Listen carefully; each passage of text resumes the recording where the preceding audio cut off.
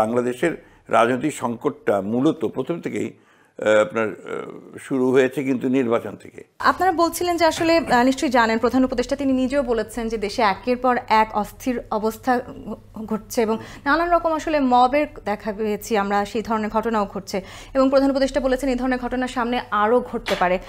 আপনিও কি আসলে একমত কিনা?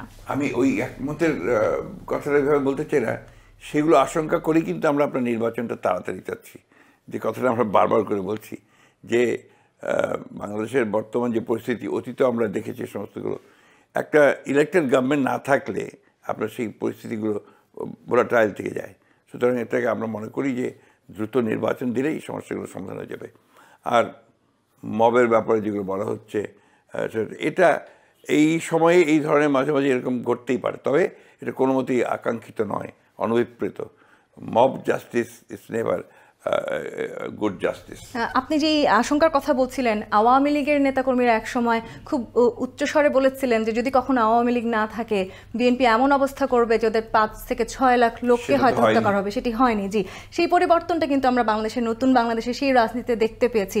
সেটিকে নিশ্চয়ই আপনারা খুব সফলতা সূচকভাবে দেখছেন। এটা তো আমরা আমাদের দলের যে নির্দেশ ছিল এবং আমাদের গোটা মানুষের প্রতি আমাদের যে আহ্বান ছিল, এমন কোনো অবস্থা তৈরি না করার, যে অবস্থার মধ্যে দেশে একটা অরাজক পরিস্থিতির সৃষ্টি হবে, নৈরাজ্য সৃষ্টি হবে, কারণ এটা আমাদের দেশকেই ক্ষতি করবে, জনগণকেই ক্ষতি সাধন করবে। সেই কারণে আমরা অত্যন্ত কঠোরভাবে সেসব আমাদের দলকে নিয়ন্ত্রণ করেছি।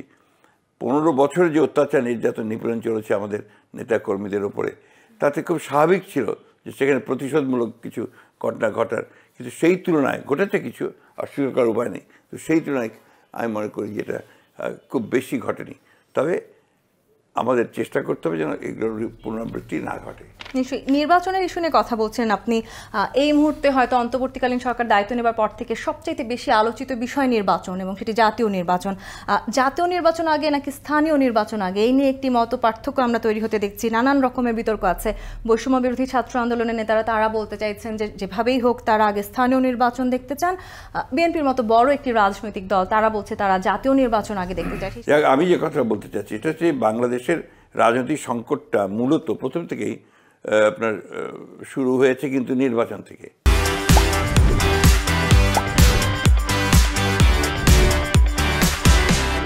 আপনি সেই চিন্তা করে দেখুন 2006 সালের নির্বাচন, তারও আগে আপনার 2001 সালের নির্বাচনের পর থেকে 2006 সালের নির্বাচনের, 2008 সালের নির্বাচন, ওই একটাই সমস্যা থাকে।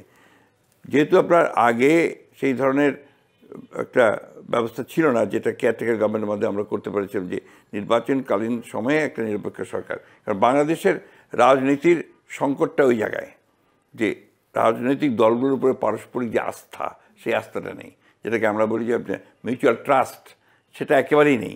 যার ফলে যখন যে ক্ষমতায় যায় সেই ক্ষমতাকে নিয়ে আপনার নির্বাচনটাকে, সে ক্ষমতায় আরও থাকার জন্য নির্বাচনটাকে নিয়ন্ত্রণ করতে চায়, যে কারণেই সমস্যাগুলো তৈরি হয়।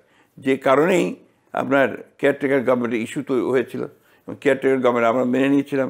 কেয়ারটেকার গভর্নমেন্ট নেওয়ার পরে 3টি নির্বাচন অত্যন্ত সুন্দরভাবে হয়েছে, কোনো প্রশ্নই ওঠেনি। পরে যখন আবার আওয়ামী লীগ সরকার সেই কেয়ারটেকার গভর্নমেন্ট সরকারকে বাদ দিয়ে দলীয় সরকার নির্বাচন নিয়ে আসলো, তখনই কিন্তু ক্রাইসিসটা শুরু হয়েছে আবার।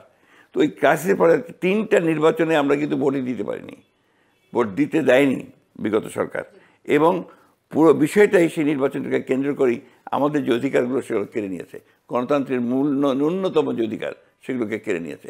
ফলে দেশের রাজনৈতিক সংকটটা তীব্র থেকে তীব্র হয়েছে, একদলীয় শাসন ব্যবস্থার দিকে গেছে, ক্ষমতায় টিকে থাকবার যে উলঙ্গ একটা বিভৎস একটা চিত্র আমরা দেখতে পেয়েছি। সেই কারণেই আমরা বারবার করে বলছি যে নির্বাচনটাই হচ্ছে মূল বিষয়, এবং নির্বাচনটাকেই যদি আপনি সঠিকভাবে হতে দেন তাহলে অনেক সমস্যার সমাধান হয়ে যায়।